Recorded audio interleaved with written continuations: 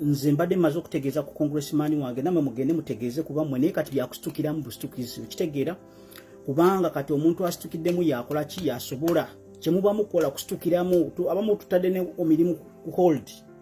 kubanga buno obulamu bwa muntu ate omuntu abadde atuyamba gwe tulina nga atuyambe gwe twesigamyeko n'olwekyo njagala mbasabe bonna bokuba mulimu kati sooka obakubira essimu obagambe nja kuddoba nfunyemu obuzibuzibu okitegeera mugamba ofunyemu obuzibuzibu osooka otegeka omutwego bulungi mubeeko kye mukola poliisi y'ettaki mugikubire mugibe bubi abali ttaki mubabe bubi mbeegayirira ababe ttaki mubabe bubi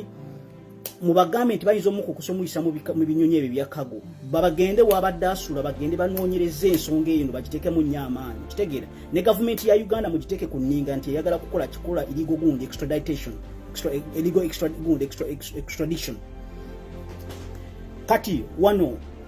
muwandika buwandisa kagundi kubanga nze bwe nkubidde Congress bambuuziza nti Fred Lumbuye yaani bagambe nti Fred Lumbuye is a political activist who has been living in Turkey as a refugee. He has been living in Turkey as a resident in Turkey, but he's being illegally extradited. The plan of Ugandan government is to legally extradite him to Uganda. So mugene mutambuze ekintu ekyo bwekityo. Kintu very simple kiwandika nti Fred Lumbuye is a political activist just like some of us, but he's well known for being a political activist and he's been a very well spoken vocal activist and he's being illegally extradited. Kati government ya Turkey katugiteeke ku nninga oba naye yekobanye tumanye nti we yekobanye kitegeere kintu kino kino okumwino kikwatako mwenga buli muntu yenna gyali wonna woli kwate simu yo okubire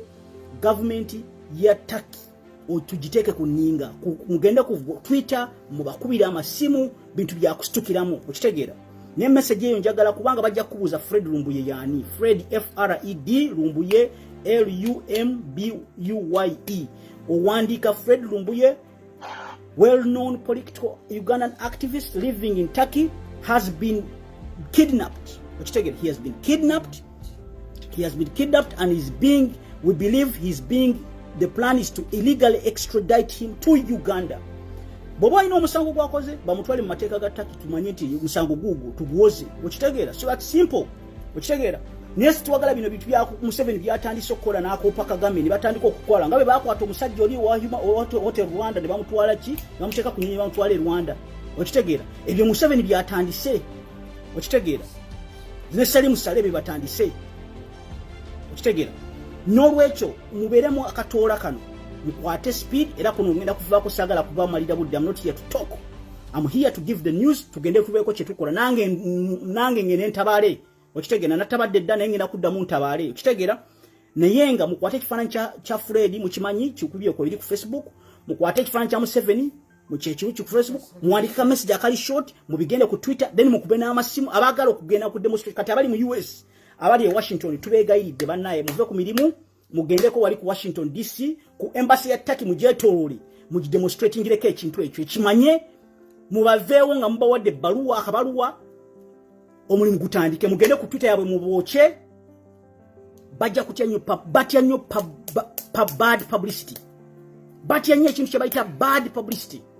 abamanyi CNN amasimu ga CNN mugakube Al Jazeera mugakube muteeke ebifaananyi ku Twitter ya Al Jazeera mubagambe nti Museveni atandise kye bayita international illegal extradition okitegeera mugambe atandise kye bayita illegal extradition kuba fugitives abali ebweru okiwulira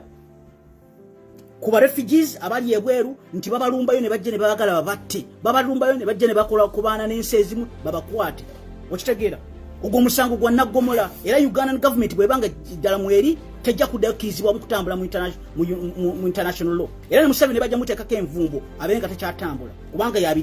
yabikoze eki yabi orderings kati n'olwekyo sijja kumala budde mukwate ka message akali simple mukawandike bulungi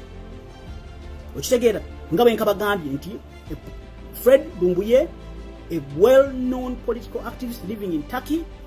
has been kidnapped and there is a plan to illegally extradite him to Uganda okitegeera kati Turkish embassy Turkish government yeja kuvaayo clarifying ku nsonga ezo okiwulira kawandike nga kali very simple todda mpoko mungi mutandike okasasanya ku mitimbagano jonna mulumbe Turkish government mugende ku abagenda ku embassy mugende yo personally ku embassy ya Washington DC mu demonstrating awo mubawe information bajja babuzo okubadde mugubagambe